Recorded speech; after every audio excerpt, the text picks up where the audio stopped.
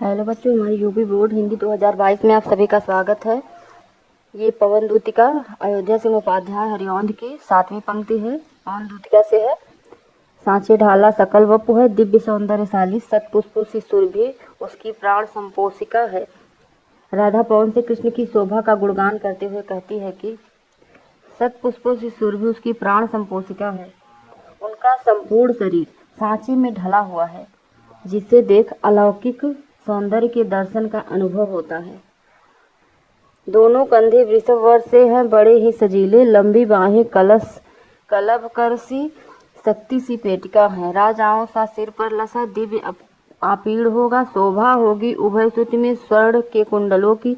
नाना रत्ना कलित भुज में मंजू कैयूर होंगे, मोती माला लसित उनका कंबुसा कंठ होगा। आइए सबसे पहले इसका एक एक का पहले अर्थ लिख लीजिए आप लोग। सांचे, जैसे सांचे में ढाला हुआ शरीर होता है, सकल होता है।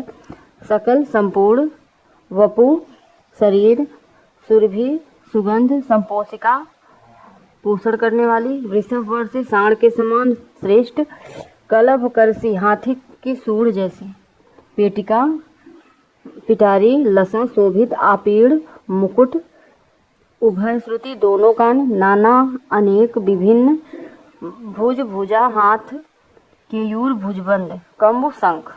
आइए अब इसका अर्थ जानते हैं। सांचे ढाला सकल वपु है, दिव्य सौंदर्यशाली सतपुष्पों सी सुरभि उसकी प्राण संपोषिका है। दोनों कंधे वृषभ वर्ष से हैं, बड़े ही सजीले।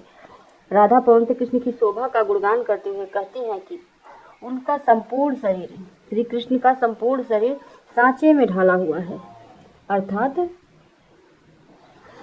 सुशील है, जिसे देख अलौकिक सौंदर्य के दर्शन का आभास होता है। उनके शरीर से निकलने वाली सुगंधित पुष्पों की सदृश सुगंधित हवा का पोषण करने वाली, अर्थात मन को आह्लादित कर देने वाली है।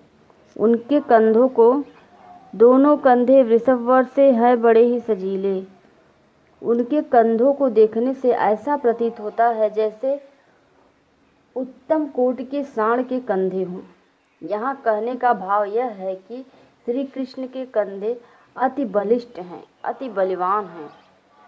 राधा आगे कहती है कि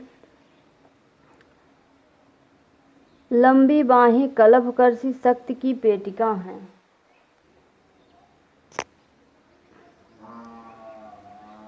राजाओं सा सिर पर लसा दिव्य आपीड़ होगा, शोभा होगी उभय श्रुति में स्वर्ण के कुंडलों की।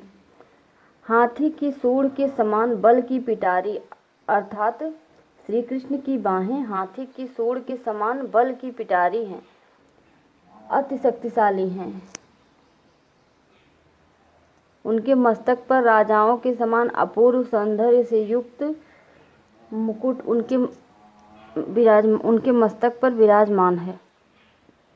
नाना रत्ना कलित भुज में मंजू केयूर होंगे, मोती माला लसित उनका कंबुसा कंठ होगा।